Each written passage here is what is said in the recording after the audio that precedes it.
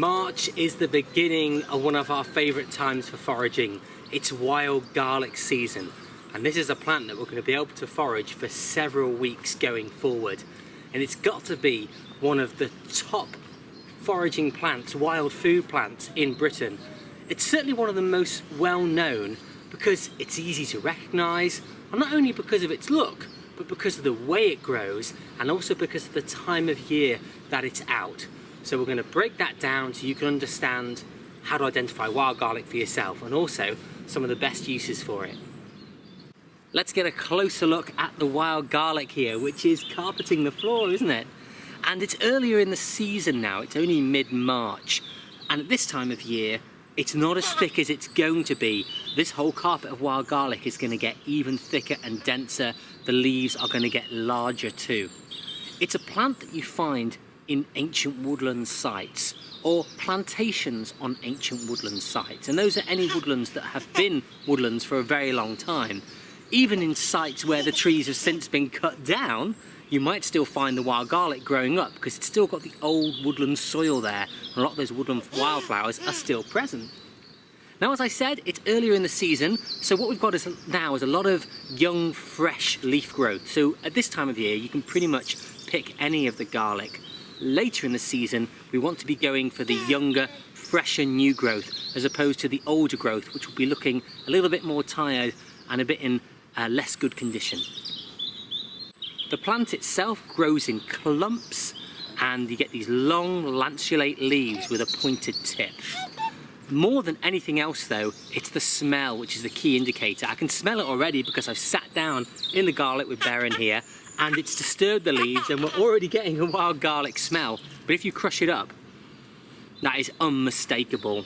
There's nothing else that smells like this. It's got to be wild garlic, and that is strong, strongly flavoured of wild garlic. I'm not sure I'm going to give any to Baron here. He might pull a bit of a face. It's good stuff though. If you like garlic, you'll love it. It's a nice thing to nibble, but it is hot and peppery. But do try it. This clump here is looking pretty good. When we're picking, we just want to maybe hold the base of the plant and then pick the leaf like that, so we're not disturbing the bulbs underneath, because of course we want there to be plenty of wild garlic next year to come up for us to forage, and of course for the wildlife too. Well, he's had a little munch of the leaf and he hasn't spat it out yet, and he's got a smile, so that's a good sign. Now back to the wild garlic. One of the reasons why it's so popular is because you can use it just like you use garlic at home. Think of all the ways that garlic is added to dishes at home. So in pasta dishes you can use this. Anything that's got a tomato sauce, pizzas, garlic bread, pesto, you can use it just like you'd use spinach with the cooking. So you add it towards the end of your cooking, because if you put it in at the start, it's going to wither and spoil too much. You add it near the end like you would with spinach. But also, you could just put it in a sandwich, you could add it in a salad if you want a bit of fieriness. But it also preserves very well too. You can make things like sauerkraut and kimchi from garlic. Here's something we first saw way back in January. It's the Scarlet Elf Cup, and it's still doing very well in mid-March, all amongst our garlic here. So we might use a bit of that to stuff a pepper, perhaps with some of the other wild greens that we found, and some couscous. There is one plant you need to be wary of when you're picking wild garlic, and that's Lords and Ladies, otherwise known as Cuckoo Pint. And it's certainly growing here all around the carpet of garlic at this woodland site. And the reason why you need to be careful of it is because it looks a little bit like wild garlic, especially when it's young. It's got a broader leaf though, and as it matures, it's got a more wavy edge. And sometimes you'll see it with black or purple spots on it. When it's very mature, the flower is totally different to wild garlic, but early on, it's something to be wary of.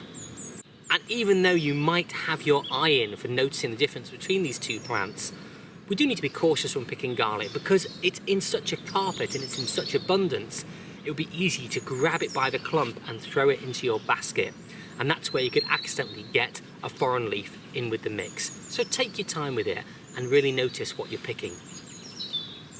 One other thing we need to be wary of when we're picking the wild garlic is that because we are using the smell to help us identify it, We get a lot of that smell on our fingers when we're picking a lot of it, and you could pick another leaf, such as a lords and ladies, and think you're smelling garlic, but in fact it could just be a lot of the wild garlic on your finger still. So make sure it's the leaf you're smelling. If something seems a bit off with it and you're not sure, is it the leaf that's smelling of garlic or is it your fingers? So just check.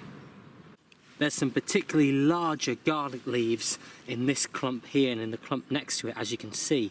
And I've got a particular job for these. I need a number of them because what I'm going to do is use these to wrap strips of chicken in for cooking directly on the coals of a campfire. So the larger the leaf, the better. And there's some good candidates right here. Now, wild garlic is going to feature 3 times in our Wild Food Year series. Firstly, here in March, when it's out fresh. Secondly, next month, when it has its flowers, which we can use also. But lastly, we also featured it in December, where we harvested the bulbs underground. Well, that's enough talk for now. We better get on with filling our baskets, ready to make some kimchi and other goodies. So yeah, we'll crack on. Well, that's everything for identifying wild garlic in early spring. I'm quite pleased with the haul that we've got there. That's looking good. So we're going to go back and make some interesting stuff with it. And if you like this video, we have more on this channel with wild garlic recipes, such as how to make wild garlic kimchi, how to make wild garlic and nettle risotto, all kinds of stuff, foraging for kids. So have a look at the channel, don't forget to subscribe, give the video a like for me and Beren, and leave any comments below of recipes you've got for wild garlic. And we'll see you soon.